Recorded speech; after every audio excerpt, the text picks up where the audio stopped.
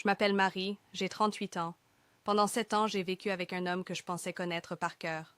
Jusqu'au jour où tout s'est écroulé.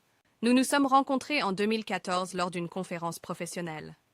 Thomas était charmant, attentionné, tout ce dont j'avais toujours rêvé. Notre coup de foudre a été immédiat.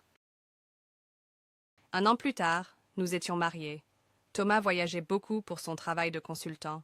Je trouvais cela normal, même si ses absences répétées me pesaient parfois. Les premiers signes auraient dû m'alerter. Les appels mystérieux qu'il prenait dans le jardin, les week-ends de travail qui se multipliaient. Mais j'étais aveuglée par l'amour.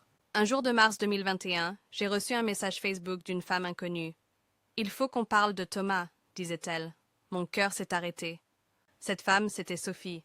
Elle vivait à 200 kilomètres de chez nous, et elle était la compagne de Thomas depuis 6 ans. Ils avaient même une fille de 4 ans ensemble. Comment était-ce possible? Thomas avait construit 2 vies parallèles, jonglant entre 2 foyers, 2 familles. Ses voyages d'affaires n'étaient que des allers-retours entre ces 2 vies. J'ai fouillé nos relevés bancaires, ses emails, tout. J'ai découvert un 2e téléphone caché, des comptes séparés, toute une organisation millimétrée pour maintenir ses mensonges. Quand Thomas est rentré ce soir-là, j'avais tout étalé sur la table.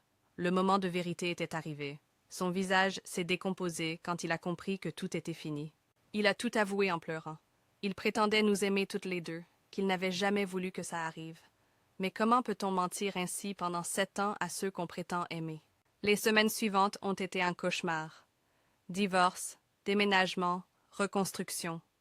J'ai découvert que plusieurs de ses collègues étaient complices et couvraient de ses mensonges. Sophie et moi sommes restés en contact. 2 victimes du même manipulateur, unies dans la douleur. Nous nous sommes soutenus mutuellement dans cette épreuve.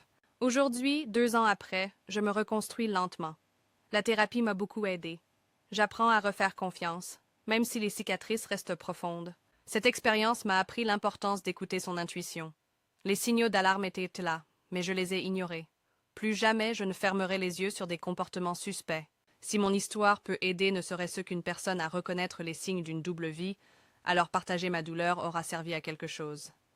Vous méritez la vérité et le respect.